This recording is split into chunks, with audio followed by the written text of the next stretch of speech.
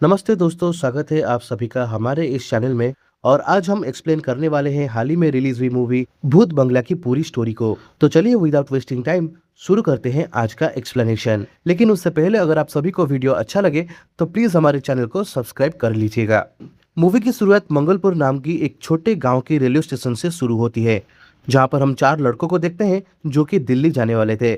असल में ये चारों लोग अपने दोस्त की शादी में मंगलपुर आए हुए थे और अब इन्हें दिल्ली वापस जाना था, लेकिन इनकी ट्रेन रात 1 बजे थी। जैसे ये लोग स्टेशन पहुंचते हैं तो मौसम बहुत ज्यादा खराब था। बारिश, तूफान और कड़ाके की ठंड पड़ रही थी।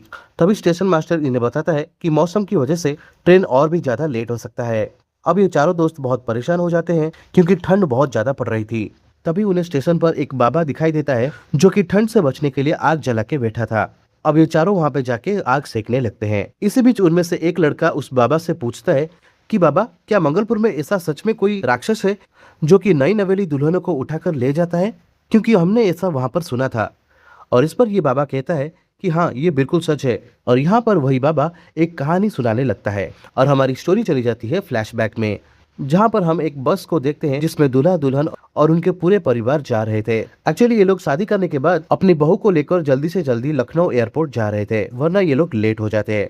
लेकिन अचानक उनके सामने एक पेड़ गिर जाता है जिससे रास्ता बंद हो जाता है और ऊपर से मौसम भी बहुत ज्यादा खराब था। तभी एक आदमी बताता है कि वहाँ पर जाने का एक दूसरा रास्ता है जो कि मंगलपुर गांव होके जाता है और वहाँ से हम लोग लखनऊ एयरपोर्ट पहुँच सकते हैं। अभी घर वाले तुरंत ड्राइवर को कहते हैं कि तुम बस को मंगलपुर वाले रास्ते में ले चलो, लेकिन ड्राइवर मना कर देता है और कहता है कि वहाँ एक राक्षस रहता है जो कि नई नवेली दुल्हनों को उठा लेता है। लेकिन फिर भी ये लोग नहीं मानते क्योंकि इन्हें अपनी फ्लाइट पकड़नी थी और मजबूरी में ड्राइवर अभी बस को उसी मंगलपुर वाले रास्ते में ले जाता है। और जैसे ही ये लोग मंगलपुर वाले रास्ते में पहुंचते हैं, अचानक एक चमगादड़ जैसे दिखने वाला राक्षस इनके ऊपर हमला कर देता है जिसके बहुत बड़े बड़े पंख थे। अभी हमें उसका फेस दिखाया नहीं जाता, लेकिन वो इन सबको जान से मार देता है और दुल्हन को पकड़ के अपने साथ घसीट कर ले जाता है। और उसके बाद उस दुल्हन का क्या हुआ, कहाँ गई, आज तक कुछ भी पता नहीं चला। और फिर हमारा सीन जाता है उसी मंगलपुर गांव में, जहाँ पर हमें एक बहुत बड़ी शानदार हवेली दिखाई जाती है। इसका मालिक थे आचार्य दुष्यंत महाराज। इस हवेली के अंदर एक बहुत ही रहस्यमय कमरा है जो कि हमेशा बंद रहता है और उसके अंदर क्या है ये हमें आगे पता चलेगा। दुष्यंत महाराज ने इस हवेली को छोड़ दिया था क्योंकि गांव में उसे लेकर बहुत सारे अफवाहें फैल गई थी कि यहाँ पर रहने वालों को राक्षस जिंदा नहीं छोड़ता। और इसीलिए दुष्यंत महाराज ने उसी गांव में दूसरा एक घर ले रखा था और वहीं पर वो अपने सर्वेंट के साथ रहते थे। और हवेली में देखरेख करने के लिए उन्होंने शांताराम नाम का एक आदमी को रखा था जो कि सिर्फ दिन में वहां पे काम करता था और रात होते ही घर वापस चला जाता था। और यहाँ पर हमें पता चलता है कि दुष्यंत महाराज हर पूर्णिमा का दिन हवेली में आते थे और उसी बंद कमरे को खोलते थे, वहां पर पूजा पाठ करके वापस अपने घर चले जाते थे। अभी उस कमरे में क्या है और वो किसकी पूजा कर रहे थे ये सब हमें आगे पता चलेगा। फिर अचानक खबर आती है कि दुष्यंत महाराज की मौत हो गई है। उनकी चिता को अग्नि दी जा रही थी। वहां पर सारे गांव वाले इकट्ठा हो गए थे, जहां पर शांताराम और महाराज का नौकर भी मौजूद था। नौकर शांताराम को बताता है कि महाराज ने पिछले 40 दिनों से अपने आप को उस कमरे में बंद कर लिया था, जिससे उन्हें कोई अजीब सी अछूत जैसी बीमारी हो गई हो। तो वहीं पर वो शांताराम कहता है कि महाराज को तो मैंने आखिरी बार पूर्णिमा में देखा था जब वो हवेली में पूजा करने आए थे। वहीं पर शांताराम कहता है कि इनकी इतनी बड़ी हवेली, इतने सारे प्रॉपर्टी, आखिरकार इनका वारिस अभी कौन होगा। खैर, इसके बाद हमारी कहानी शिफ्ट होती है लंदन में, जहाँ पर हम वासुदेव नाम की एक आदमी को देखते हैं जो कि अपने 2 बच्चे मीरा और अर्जुन के साथ रहता था। मीरा यहाँ पे राहुल नाम के एक लड़के से प्यार करती थी जो कि एक इंडियन था और वो उसी से शादी करना चाहती थी। वासुदेव भी इस शादी के लिए मान जाता है, लेकिन हमें यहाँ पे पता चलता है कि राहुल के जो घर वाले होते हैं वो काफी ज्यादा अंधविश्वासी होते हैं और वो हर फैसला अपने एक गुरुजी से पूछ कर लेते हैं। अब जब गुरुजी मीरा की कुंडली चेक करते हैं और वो कहते हैं कि उसमें दोष है और उसे हटाने के लिए उसकी शादी पहले एक पेड़ से करनी होगी और उसके बाद ही वो असली शादी कर पाएगी। और इसीलिए वीडियो कॉल पर एक शादी की पूरी प्रोसेस की जाती है, जहाँ पर मीरा की शादी एक केले के पेड़ से कराई जाती है। उसे बरमाला पहनाया जाता है और सारे रीति रिवाज पूरे किए जाते हैं। जैसे ही ये शादी पूरी होती है तो गुरुजी मुहूर्त निकाल कर कहते हैं कि अब बिना किसी बाधा के मीरा और राहुल की शादी हो सकती है। हालांकि वासुदेव इन सारी चीजों को अंधविश्वास मानते हैं, लेकिन अपनी बेटी की खुशी के लिए ये चुपचाप वो सहन कर लेते हैं। अब वासुदेव अपनी बेटी की शादी के लिए कई सारे लोकेशंस देखते हैं, जोधपुर के महल से लेकर कई अच्छे जगह, लेकिन हर बार राहुल के घर वाले कुछ ना कुछ कमी निकाल कर उस जगह को कैंसिल कर देते थे और इन सब से वासुदेव काफी परेशान था। और यहाँ पर हम देखते हैं मीरा का भाई अर्जुन को, जो कि बेकार खर्चों में फंसा हुआ था। उसके सर पे काफी ज्यादा कर्जा हो गया था। वो हमेशा टाइम पास करता रहता है और इसी वजह से वासुदेव उसके ऊपर बहुत ज्यादा नाराज रहते हैं। फिर वासुदेव बताते हैं कि वो सिडनी जा रहे हैं एक सेमिनार अटेंड करने के लिए, और मीरा से कहते हैं कि तुम खुद ही कोई अच्छे से शादी के लिए लोकेशन चूज कर लो, और जब शादी की तैयारियां हो जाए तो मुझे कॉल कर लेना, मैं वहां पर आ जाऊंगा, और बार बार कॉल करके मुझे डिस्टर्ब मत करना, क्योंकि मैं इन सारी चीजों से काफी ज्यादा परेशान हो चुका हूँ। वही जाते जाते वो मीरा से कहते हैं कि मैं अर्जुन से बहुत ज्यादा प्यार करता हूँ, लेकिन ऊपर से उसे डांटता रहता हूँ। और वो वादा करते हैं कि मीरा के शादी के बाद वो अर्जुन का सारा कर्जा चुका देंगे, क्योंकि उनके लिए बच्चों के अलावा और कोई नहीं है। अब वासुदेव के जाने के बाद मीरा अपने भाई अर्जुन को बताती है कि पापा उससे बहुत प्यार करते हैं और मेरी शादी के बाद तुम्हारी सारी कर्जे चुका देंगे। ये सुनकर अर्जुन काफी ज्यादा खुश हो जाता है। तभी वहाँ पर एक वकील आता है और इन दोनों को बताता है कि मंगलपुर में उनका एक बहुत बड़ी हवेली है, जो कि उनके दादा की थी, और अब मरने से पहले उन्होंने वो प्रॉपर्टी इनके नाम पर ट्रांसफर कर दी है। यहाँ पर हमें यह भी पता चलता है कि मंगलपुर के दुष्यंत महाराज जी इनके दादाजी हैं और मीरा और अर्जुन उनके नाती थे, लेकिन इन्हें आज तक उनके दादा के बारे में कोई भी जानकारी नहीं थी, क्योंकि वासुदेव ने कभी भी अपने बच्चों को उनके दादा और उस हवेली के बारे में कुछ नहीं बताया था। और अब जब अर्जुन उस महल की फोटो देखता है तो वो कहता है कि इतनी शानदार लोकेशन है तो क्यों ना मीरा की शादी यहीं पर कर दी जाए। इसलिए वो बार बार अपने पिता वासुदेव को कॉल करते हैं, लेकिन वो सेमिनार में काफी ज्यादा बिजी थे, इसी वजह से वो उनका कॉल नहीं उठा रहे थे। वही हम वासुदेव को देखते हैं जो कि सेमिनार में वेद पुराण इन सारी चीजों के बारे में लेक्चर दे रहे थे। खैर वहाँ पे अभी अर्जुन डिसाइड करता है कि वो अभी मंगलपुर जाकर वो हवेली देखेगा और शादी के लिए सारी प्रिपरेशन करेगा। फिर मीरा और उसके पापा को बुलाकर वहाँ पे उसका शादी कराएगा। और यहाँ पर हमें यह भी पता चलता है कि इन दोनों का माँ का नाम था यशोदा, जो कि अभी इस दुनिया में नहीं थी, और वासुदेव ने ही अपने दोनों बच्चों को बचपन से अकेले पाला था। और अभी अर्जुन बिना देर किए मंगलपुर के लिए निकल पड़ता है ताकि हवेली को देख सके और शादी की तैयारियां शुरू कर दे। जब अर्जुन मंगलपुर गांव के लिए निकल रहा था तभी रास्ते में एक लड़की ट्रेन से गिरने वाली थी, लेकिन अर्जुन उसे सही टाइम पर बचा लेता है, लेकिन दोनों के बीच ज्यादा बातचीत नहीं हो पाती। इसके बाद अर्जुन सीधा जाके मंगलपुर में पहुंच जाता है। मंगलपुर पहुंचते ही अर्जुन की मुलाकात हवेली के केयरटेकर शांताराम से होता है। शांताराम उसे लेकर अपने दादू की हवेली में जाता है। बाहर से हवेली टूटी फूटी, घास फूस और गंदी हालत में दिखता है, जिसे देखकर अर्जुन थोड़ा डिसअपॉइंट हो जाता है। लेकिन जैसे ही वो अंदर जाता है हवेली एकदम शानदार और परफेक्टली मेंटेन होती है, कुछ भी टूटा फूटा भी नहीं था, और ये देखकर अर्जुन काफी ज्यादा खुश हो जाता है। अब वो तुरंत ही फाइनल कर लेता है कि अपनी बहन की शादी वो यहीं पर ही करेगा। अभी हवेली को चेक करते करते उसकी नजर उस बंद कमरे पर पड़ती है, जिसके दरवाजे में बड़ा सा ताला लगा हुआ था। अर्जुन शांताराम से उस चाबी के बारे में पूछता है तो शांताराम बताता है कि उस कमरे की चाबी मेरे पास नहीं है, ये उसके दादाजी दुष्यंत महाराज के पास ही रहती थी। वो हर पूर्णिमा के दिन इस हवेली में आकर उस कमरे में पूजा किया करते थे और फिर चाबी अपने साथ लेकर चले जाते थे। शांताराम आगे बताता है कि दुष्यंत महाराज इस हवेली में नहीं रहते थे, वो गांव में एक दूसरा घर लेके रहते थे, क्योंकि इस जगह को लेकर राक्षसों वाली अफवाहें फैल गई थी, और इसी वजह से उन्होंने हवेली को छोड़ दिया था, और उस कमरे की चाबी को भी वो हमेशा अपने पास ही रखते थे। खैर अब अर्जुन हवेली को देखकर काफी ज्यादा खुश था। वो डिसाइड करता है कि रात को वो यहीं पर ही रुकेगा।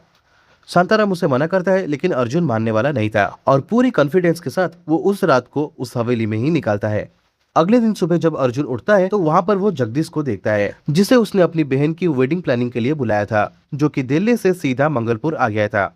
दूसरी तरफ शांताराम भी वहाँ पर आ जाता है कई सारे गाँव वालों को लेकर, ताकि हवेली की सफाई की जा सके। अर्जुन और जगदीश शादी की प्लानिंग कर रहे थे, तभी वहाँ पे काम करने आए लोग और शांताराम वो सुन लेते हैं कि हवेली में शादी होने वाली है, और ये सुनते ही सारे सर्वेंट डर के मारे वहाँ से भाग जाते हैं। शादी का नाम सुनकर शांताराम भी काफी डर गया था, और वो अर्जुन को चेतावनी देता है कि अगर तुमने अपनी बहन की शादी यहाँ पर की तो बधूसुर आएगा और दुल्हन को उठाकर ले जाएगा। ये सुनकर अर्जुन पूछता है कि आखिरकार ये बधूसुर है कौन। तब शांताराम उसे एक खतरनाक राक्षस के बारे में बताता है।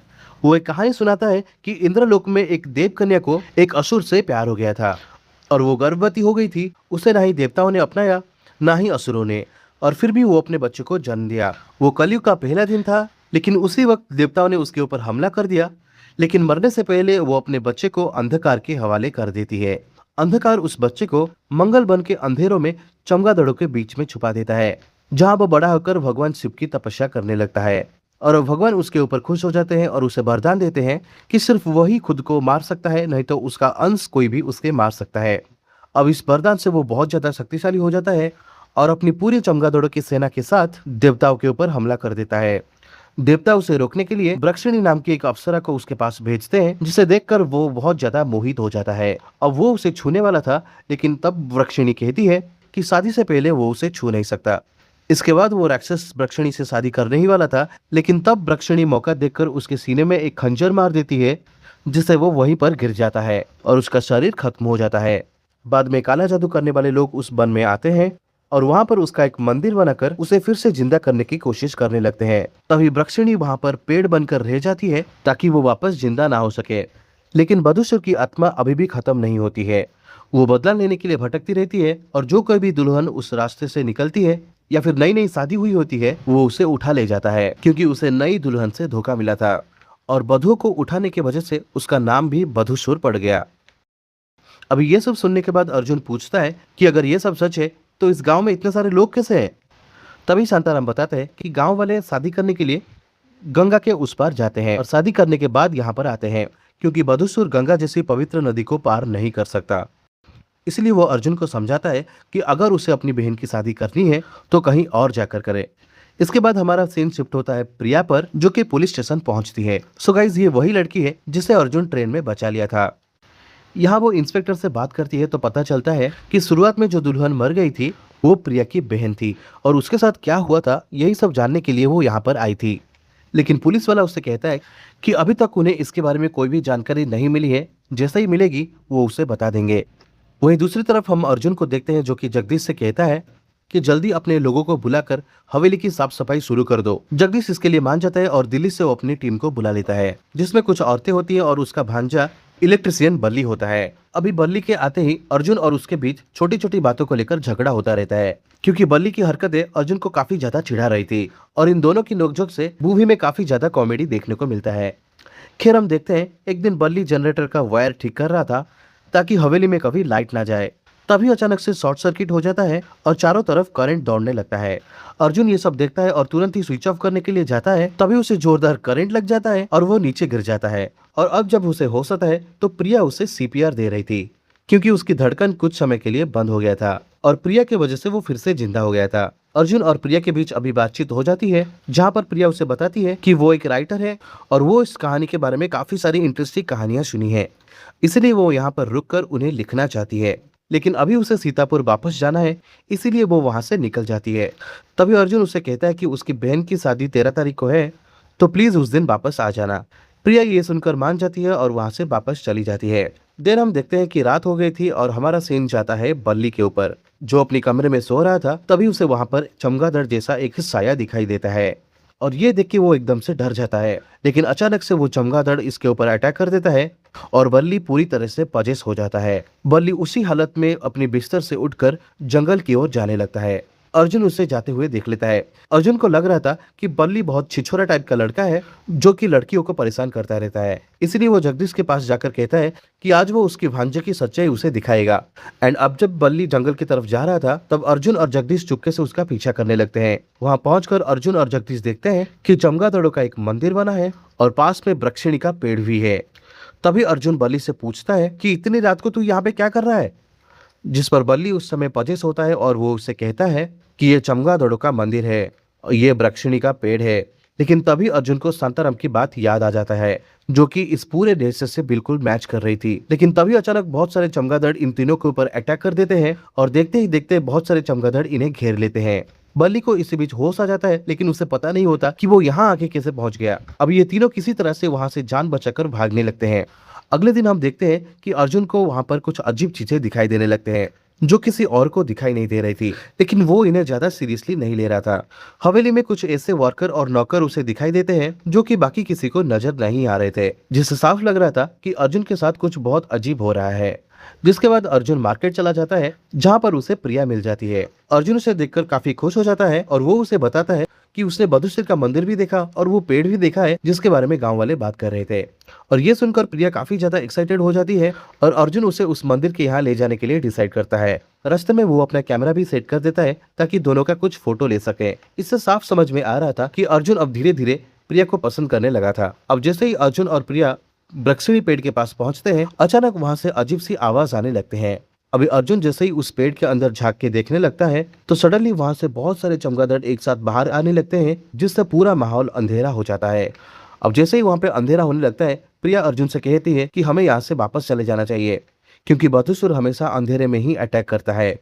और फिर ये दोनों वहां से डरकर भाग जाते हैं। फिर अगले सीन में देखते हैं कि अर्जुन के पास वासुदेव का कॉल आता है, क्योंकि उन्हें पता चल गया था कि अर्जुन मंगलपुर की हवेली तक पहुंच चुका है। वो उसे तुरंत कॉल करते हैं और काफी डांटते हैं कि तुम्हें वहां पर जाने की क्या जरूरत थी। अर्जुन उन्हें समझाने की कोशिश करता है कि यहाँ पर उनकी एक बहुत बड़ी हवेली है और यहाँ पर शादी हो सकती है, लेकिन वासुदेव उसकी बात नहीं सुनते।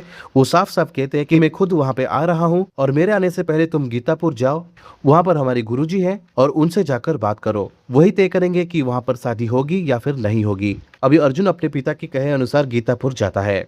वहां वो अपने गुरुजी से मिलता है और उनसे पूछता है कि क्या हमें इस हवेली में शादी करना चाहिए।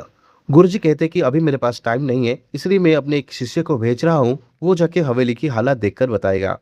अभी गुरुजी का शिष्य अर्जुन के साथ हवेली पहुंच जाता है। जहां पर वो सारी हवेली को चेक करता है, तभी उसे वहां पर एक बंद कमरा दिखता है और जैसे उस दरवाजे के होल से वो अंदर झांकता है तो अचानक से एक रहस्यमय शक्ति उसे पीछे ढकेल देता है। इसे देखकर वो समझ जाता है कि यहाँ पर कुछ ना कुछ बहुत गलत है। वो अर्जुन से कहता है कि मुझे इस हवेली की मिट्टी लेकर जल्दी से जल्द गीतापुर लौटना होगा, और वो भी अंधेरा होने से पहले।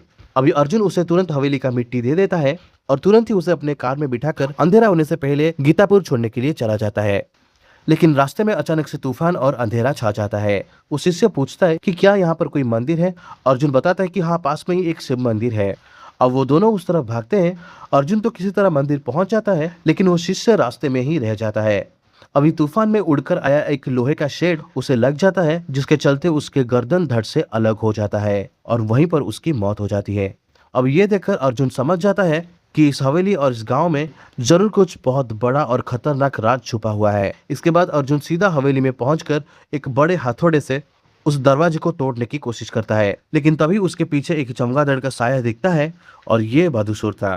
तभी उसे याद आता है कि बदसूर रोशनी में कुछ नहीं कर सकता, इसलिए वो कभी टॉर्च ऑन करता है, कभी दिया चलाता है ताकि वो खुद को बचा सके। लेकिन बदसूर लगातार उसका पीछा करता रहता है। एक बार उसके अटैक से बचने के लिए वो फ्रीज खोल देता है, जिसके चलते रोशनी फैलती है और बदसूर रुक जाता है। लेकिन जैसे ही अंधेरा लौटता है, फिर से वो उसके ऊपर अटैक कर देता है। वो अर्जुन को अभी हवा में उठाकर मारने की कोशिश करता है, लेकिन तभी अर्जुन यहाँ पर एक समझदारी दिखाता है। वो अपनी पैंट की जेब से गाड़ी की चाबी निकालकर कार की लाइट्स ऑन कर देता है, जिससे बदसूर तुरंत ही गायब हो जाता है। और फिर अर्जुन पूरी रात गाड़ी के अंदर बैठकर लाइट ऑन कर देता है ताकि वो खुद को जिंदा रख सके। वहां पर वो सो जाता है। सुबह होते ही अर्जुन को यकीन हो गया था कि गांव में ये कोई अफवाह नहीं है, बल्कि ये सच है। इसलिए वो तय करता है कि वो अपनी बहन की शादी इस हवेली में नहीं होने देगा। इसलिए वो अपने बहन को कॉल करता है और उसे समझाता है। अब बात करते करते जैसे ही अर्जुन हवेली के अंदर आता है तो वो देखता है मीरा पहले से ही महल में मौजूद थी। उसके साथ उसके इन-लॉज और वो पंडित जी भी आए हुए थे। अब वो पंडित जी भी साफ साफ कह देते हैं कि शादी तो इसी हवेली में ही होगी, नहीं तो कहीं भी नहीं हो सकती। अब यहाँ पर अर्जुन को ना चाहते हुए भी मीरा और उनके इन-लॉज की बात माननी पड़ती है। तभी यहाँ पर वासुदेव भी आ जाते हैं और वो फिर अर्जुन के साथ जाकर गीतापुर में अपने गुरुजी से मिलते हैं। गुरुजी बताते हैं कि बदसूर तभी जाके पूरी तरह से आजाद हो सकता है जब उसे 12 दुल्हनों की बलि दी जाए, जिसमें से 11 की बलि तो वो पहले ही दे चुका है, सिर्फ एक बलि और बाकी है। उधर मीरा की शादी भी करनी थी। तभी गुरुजी एक प्लान बताते हैं।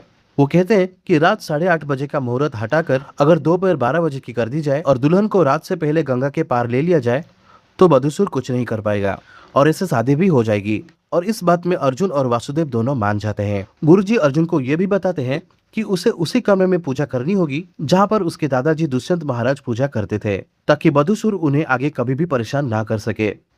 लेकिन उस कमरे की चाबी अर्जुन के पास नहीं थी। लेकिन तभी उसे याद आता है कि उसके दादाजी गांव में एक दूसरे घर में जाके रहते थे, इसलिए वो चाबी शायद उन्हें वहां पर मिल जाए। तभी अर्जुन और वासुदेव उस पुराने घर में निकल जाते हैं जहां पर दुष्यंत महाराज रहते थे। अभी अर्जुन वहां पर पहुंचता है तो दरवाजा वही नौकर खोलता है जो कि उसके दादाजी की देखभाल कर रहा था। अर्जुन उसके दादाजी की उस चाबी के बारे में पूछता है, लेकिन नौकर उसके लिए मना कर देता है। अभी इसी बात पर दोनों के बीच में झगड़ा स्टार्ट हो जाता है। अर्जुन अभी गुस्से में आकर उसे मारने वाला था, लेकिन तभी अचानक गोली चलती है। शोर सुनकर वासुदेव भी घर के अंदर आ जाता है और वहां पर वो जो देखते हैं वो देखकर दोनों के दोनों बाप बेटे हैरान हो जाते हैं, क्योंकि दुष्यंत महाराज तो जिंदा थे। दुष्यंत महाराज बताते हैं उनके लिए सबसे जरूरी उनका बेटा है। अभी अर्जुन और वासुदेव दोनों फिर से गुरुजी के पास चले आते हैं। अर्जुन यहाँ पे कुछ भी समझ नहीं पा रहा था कि आखिर यहाँ पे हो क्या रहा है। तभी गुरुजी वासुदेव से कहते हैं कि तुम भी अर्जुन को सारा सच बता दो। जिसके बाद वासुदेव अर्जुन को असली कहानी बताना शुरू करते हैं। वो अर्जुन को बताते हैं कि दुष्यंत महाराज एक सम्मानित फैमिली से बिलोंग करते थे और बहुत सालों से बधुसुर को जगने से रोकने के लिए पूजा पाठ करते थे। वासुदेव के साथ साथ माधव भी उनका शिष्य थे, जो कि असल में दुष्यंत महाराज का बेटा था। उसी समय वहां पे यशोदा आती है, जो बच्चों को डांस सिखाती थी। पहली नजर में वासुदेव को यशोदा से प्यार हो जाता है और यशोदा भी धीरे धीरे वासुदेव को पसंद करने लग गई थी। लेकिन दूसरी तरफ माधव भी यशोदा को पसंद करने लगता है, जिससे कहानी में एक लव ट्रायंगल स्टार्ट हो जाता है। एक दिन महाराज दुष्यंत माधव और वासुदेव को उस बंद कमरे में लेकर जाते हैं। यही हवेली का मुख्य रूम था और यहाँ पर बधुसुर की आत्मा को रोकने के लिए पूजा पाठ किया जाता था, ताकि वो कभी भी जाग ना सके, क्योंकि अगर वो जाग गया तो उसे हराना मुश्किल हो जाएगा। दुष्यंत अपने शिष्य को बताते हैं कि जो भी इस आत्मा को जगाएगा उसकी हर इच्छा पूरी हो जाएगी, लेकिन उनका असली काम है उसे रोकना है। इसलिए वहां पर एक सिस्टम सेट किया गया था, जिसमें पुराने समय की गई मंत्रों की रिकॉर्डिंग चलती रहती है, ताकि सही वाइब्रेशन बनी रहे और बधुसुर की आत्मा कभी भी जाग ना सके। साथ ही दुष्यंत वासुदेव और माधव को चेतावनी देते हैं कि एक भी मंत्र में बदलाव होनी नहीं चाहिए, वरना बहुत बड़ा खतरा आ सकता है। कुछ समय बाद एक त्योहार के दौरान दुष्यंत सबके सामने घोषणा करते हैं कि यशोदा और वासुदेव की शादी तय कर दी गई है, क्योंकि वो दोनों एक दूसरे को पसंद करते हैं। ये सुनकर माधव को बहुत बड़ा झटका लगता है और वो अंदर ही अंदर गुस्से से भर जाता है। और यहाँ पे यशोदा माधव को नहीं मिल रही थी, इसीलिए वो उसी बंद कमरे में जाता है और वहां पर वो बधुसुर को जगाने की कोशिश करता है। लेकिन उसकी आवाज को सुनकर दुष्यंत महाराज भी उसी कमरे में आ जाते हैं। लेकिन तब तक बधुसुर ने माधव को पजेस कर लिया था। दुष्यंत उसे समझाने की कोशिश करता है कि वो ऐसा ना करे, वो जो मांगेगा वो उसे देंगे। तभी माधव कहता है कि मुझे यशोदा चाहिए। अब क्योंकि दुष्यंत महाराज अपने बेटे से बहुत ज्यादा प्यार करते थे, इसीलिए मजबूरी में वो उसकी बात मान जाते हैं। देन वो वासुदेव के पास जाकर कहते हैं कि उसकी पढ़ाई अभी पूरी हो गई है और गुरु दक्षिणा में मुझे यशोदा चाहिए। ये सुनकर वासुदेव शॉक हो जाता है, लेकिन अपनी गुरुदेव की बात वो नहीं टाल सकता था। वो यशोदा के पास जाकर उसे कहता है कि वो उसे प्यार नहीं करता, उसने बस उसके साथ टाइम पास किया था। ये सुनकर यशोदा काफी ज्यादा गुस्से में आ जाती है और अब माधव और यशोदा की शादी कर दी जाती है। एक दिन यशोदा सो रही थी, तभी माधव वहां से उठकर जाने लगता है। यशोदा को शक होता है और वो उसके पीछा करने लगती है। तो वहां जाकर वो देखती है कि माधव पर वधुसुर का असर हो गया है। उसका चेहरा एकदम से डरावना हो गया था। वहां पर दुष्यंत महाराज भी मौजूद थे, जो कि बधुसुर से विनती कर रहे थे कि वो उसके बेटे को छोड़ दे। लेकिन बधुसुर यहाँ पर किसी का बात भी सुनने नहीं वाला था और ये देखकर यशोदा वहां से डरकर भाग जाती है। रास्ते में उसे वासुदेव मिलता है और वो उसे कहती है कि मुझे यहाँ से ले चलो, और इसके बाद वो दोनों लंदन चले जाते हैं। वहां पर उन्हें अर्जुन पैदा होता है। इसका मतलब ये था कि अर्जुन वासुदेव का बेटा नहीं था, बल्कि माधव का बेटा था। लेकिन कुछ टाइम बाद यशोदा की एक बेटी होती है मीरा, लेकिन डिलीवरी के दौरान यशोदा की मौत हो जाती है, जिसके बाद वासुदेव ने ही अकेले ही इन दोनों बच्चों को अपनी दम पर पाला है। वासुदेव कभी भी अर्जुन को ये नहीं बताया था कि वो उसका असली पिता नहीं है। वो दोनों बच्चों को एक जैसा प्यार देकर बड़ा किया है। अब कहानी प्रेजेंट में आता है और ये सुनकर अर्जुन काफी ज्यादा इमोशनल हो गया था। वो कहता है कि असली पिता वही होता है जो पाल पोस कर बड़ा करे। तभी यहाँ पर गुरुजी बताते हैं कि दुष्यंत ने पहले से ही सारी योजना बना के रखी थी।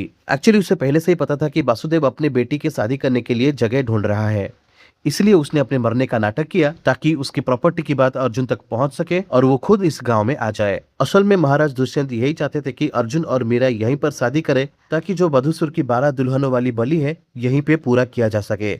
असल में महाराज दुष्यंत 11 दुल्हनों की बलि ऑलरेडी दे चुके थे और अब उसे केवल एक दुल्हन की बलि और देनी थी, जिससे कि बधुसुर जिंदा हो जाए और उसके बेटे माधव को छोड़ दे।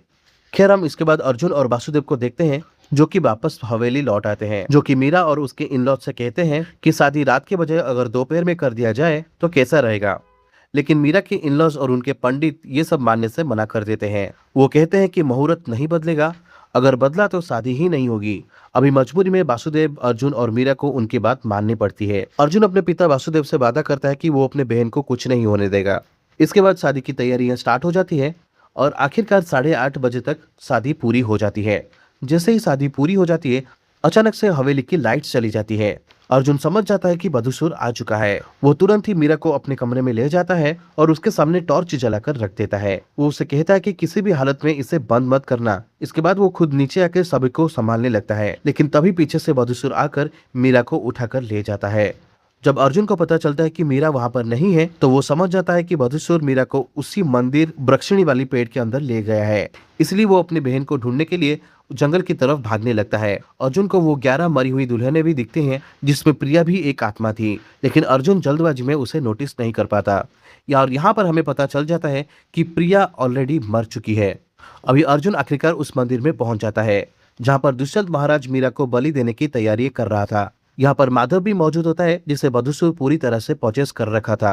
अभी वही अर्जुन पर अटैक कर देता है। अर्जुन और बदसूर के बीच जबरदस्त फाइट होना शुरू हो जाता है, लेकिन माधव और बदसूर अपनी शक्तियों की वजह से उसके ऊपर भारी पड़ रहे थे। मीरा पूरी तरह हिप्नोटाइज होकर कुछ भी समझ नहीं पा रही थी। उधर वासुदेव और गुरुजी हवेली में उस रूम का ताला तोड़कर उसके अंदर चले जाते हैं और वहां पर रखी मंत्रों की रिकॉर्डिंग करने वाली मशीन को ऑन कर देते हैं। अभी मंत्रों की आवाज पूरी इलाके में फैल जाती है, जिसके चलते बदसूर पूरी तरह से एक्टिव नहीं हो पा रहा था। उधर अर्जुन को बदसूर बुरी तरह से पीट कर वृक्षिणी वाले पेड़ की तरफ फेंक देता है। अब जैसे ही बदसूर आखिरी अटैक करने वाला था, अर्जुन उस पेड़ की एक लकड़ी तोड़कर उसके ऊपर वार करने लगता है, जिससे माधव उर्फ बदसूर वहीं पर खत्म हो जाता है। ये देखकर दुष्यंत बुरी तरह से टूट गया और वो मीरा को बलि देने के लिए आगे बढ़ने लगता है, ताकि बदसूर को पूरी तरह से जगा सके। लेकिन उसी वक्त अर्जुन दुष्यंत को भी मार देता है। अभी अर्जुन अपनी बहन मीरा को होश में लाता है और दोनों किसी तरह वहां से बाहर निकल आते हैं। इसी बीच हमें पता चलता है कि बदसूर की जागने की वो आखिरी दिन था। अगर आज वो नहीं जागता तो वो फिर कभी भी जाग नहीं पाएगा। लेकिन अर्जुन ने दुष्यंत की पूजा रोक दी थी, जिसकी वजह से उसका पूरा प्लान फेल हो गया था। अभी वो मंदिर अपने आप टूटने लगता है, लेकिन अर्जुन अपनी बहन को सही सलामत वहां से वापस निकाल के ले आता है। मीरा पूरी तरह से शॉक थी और वो समझ नहीं पा रही थी कि उसके साथ क्या हुआ, लेकिन अर्जुन उसे कहता है कि वो पूरी सच्चाई उसे बताएगा, लेकिन ये बात वो किसी और से नहीं शेयर करेगी। इसके लिए मीरा मान जाती है। अभी इसका अगले दिन हवेली से मीरा की विदाई की जाती है। अभी सभी लोग वहां से जाने लगते हैं। तभी वहां अर्जुन की मुलाकात प्रिया से होती है, जो कि मीरा की शादी में आई थी। अर्जुन अचानक से प्रिया को वहां पर देखकर उसे प्रपोज कर देता है, लेकिन प्रिया इसे मना कर देती है। अर्जुन ये सुनकर काफी ज्यादा शॉक्ड हो जाता है, क्योंकि कुछ समय पहले प्रिया ने उसे हाँ कहा था और अब अचानक वो मना कर रही है। जिस पर प्रिया उससे कहती है कि वो कोई राइटर नहीं है, कि वो तो अपनी जुड़वा बहन की मौत की सच जानने के लिए यहाँ आई थी। वो कहती है कुछ टाइम पहले मेरी बहन की शादी यहाँ पर हुई थी, लेकिन जाते समय उनके बस पर किसी ने अटैक कर दिया था और तब से वो गायब है। और वो बताती है कि मैं तो पहले से ही शादीशुदा हूँ, इसलिए अर्जुन के साथ उसका कोई रिश्ता नहीं हो सकता। और ये कहकर वो वहां से चली जाती है। अब जब अर्जुन कमरे में जाकर अपने कैमरा चेक करता है, जिसमें उसने प्रिया के साथ अपने कुछ वीडियोस और फोटोज लिए थे, तब उसे उस वीडियो में कोई भी नजर नहीं आ रहा था सिवाय अर्जुन के। यानी कि उस दिन वो जंगल में जिस लड़की के साथ गया था, असल में वो प्रिया नहीं, उसकी मरी हुई जुड़वा बहन की आत्मा थी। तभी वहां उसे एहसास होता है कि वो मरे हुए लोगों को भी देख सकता है। तो यहाँ पर गाइस सवाल ये आता है कि अर्जुन मरे हुए लोगों को कैसे देख सकता है। एक्चुअली आप सभी को पता होगा कि करंट के झटके से वो मर गया था, लेकिन प्रिया ने उसे सीपीआर देके फिर से जिंदा किया था। इसका मतलब वो मर के फिर से जिंदा हुआ था और इसी वजह से वो मरे हुए लोगों को फिर से देख सकता था। यहाँ पर दूसरा सवाल ये है कि आखिरकार बदसूर का अंत कैसे हो गया। यहाँ पर भगवान शिव जी ने बदसूर को वरदान ये दिए थे कि या तो वो खुद अपने आप को मार सकता है या फिर उसका कोई अंश उसे मार सकता है। अब बदसूर का अंश माधव के अंदर था और अर्जुन माधव का बेटा था, और एक तरीके से अर्जुन भी बदसूर का एक अंश हो रहा था और इसी वजह से वो बदसूर को मार पाया। अब यहाँ से कहानी दोबारा प्रेजेंट में आ जाती है, जहाँ पर वो बाबा उन 4 लड़कों को ये कहानी सुना रहे थे। अब वो बच्चे उस बाबा से पूछते हैं कि तुम्हें कैसे पता ये कि सारी कहानी सच्ची है, जिसमें वो कहता है कि तुम मानो या ना मानो, तुम्हारी मर्जी। और यहाँ पर हमें उस बाबा का चेहरा दिखाया जाता है। गाइज ये कोई और नहीं बल्कि अर्जुन ही था, जो कि अभी भी इस गांव में रह रहा था। और इसी के साथ ये मूवी यहीं पे खत्म हो जाती है। तो दोस्तों आपको ये मूवी कैसी लगी आप कमेंट सेक्शन में बिल्कुल बताइएगा, और हमारा एक्सप्लेनेशन अगर आपको अच्छा लगा है तो प्लीज हमारे चैनल को सब्सक्राइब कर लीजिएगा। मिलते हैं नई वीडियो में, तब तक के लिए take care of yourself, take care of each other. मेरा ये चैनल सब्सक्राइब करें और मेरे हर अपडेट आपको मिले, इसके लिए बेल आइकन जरूर दबाइएगा। आप सभी को मेरी ढेर सारी शुभकामनाएं।